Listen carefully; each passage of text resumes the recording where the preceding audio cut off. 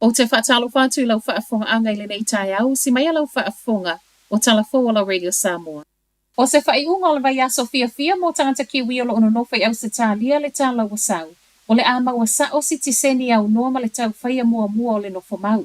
A o yeile pale mi o New Zealand Chris Hipkins i au se tālia, o le asana nafi na whaailonga i se sauni ngalo ia sa whaia i Brisbane, whaatasi ma le pale mi o au se tālia Anthony Albanese le nei swinga. Mai le urua ia solo masino yu lai o le tausanga nei.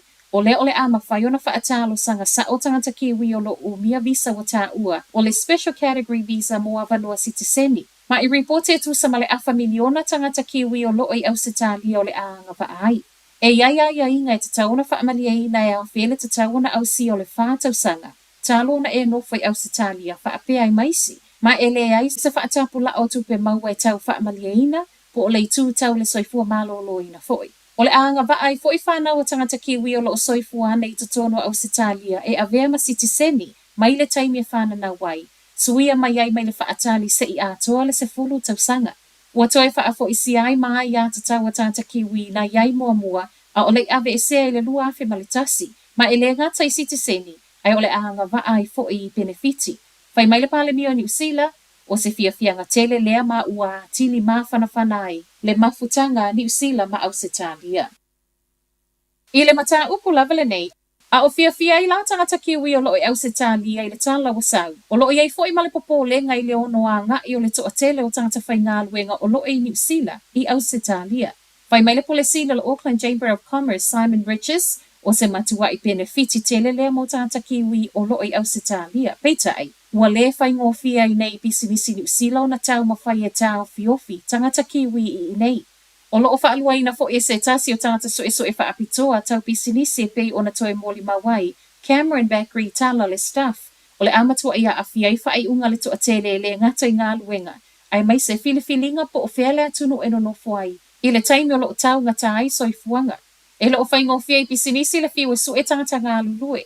Ma o le tala wasau nei e ono sui ai ma fau o le toa tele ai mai se lava I tangata ngā lulue le soifo maloloina. Ai mai le pale mi o New Zealand Chris Hipkins, e le o yaisona manatu o le a yaise swinga tele I whaai unga tangata New Zealand I le ono a ngai I au se tālia.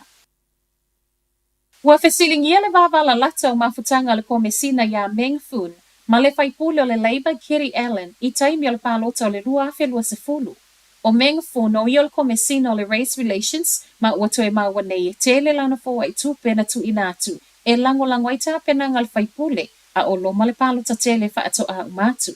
E foa I le komesina ele I le vona tula I mai le lua afe sfuluiva.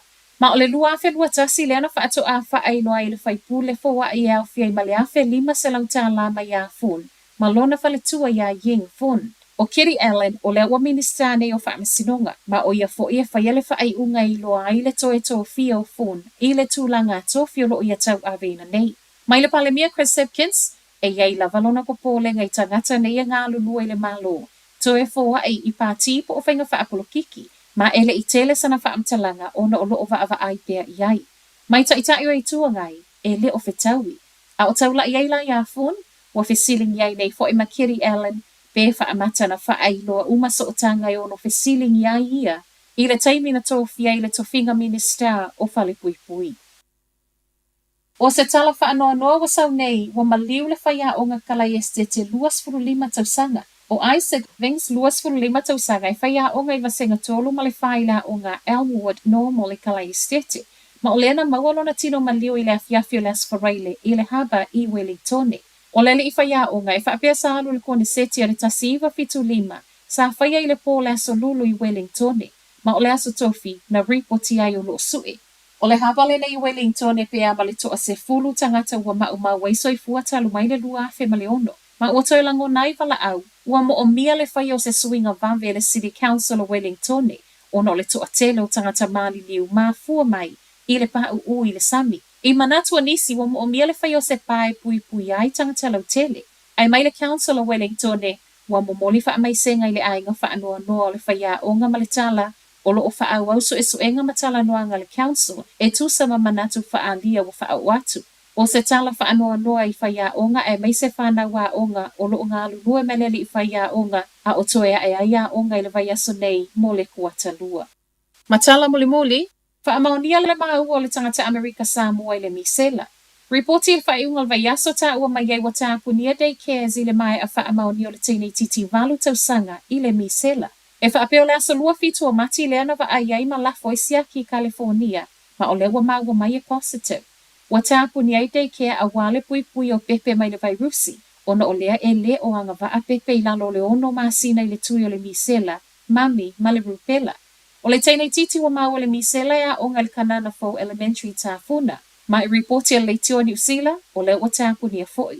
O lo tuli mata ia pēr le soifua maloloina, pe tatauna tāpunia nisi a o ngā whaau popo, ona o le misela e sawa sawa tele lona pepesi. O tala na o le nei tai au, manuia le asu.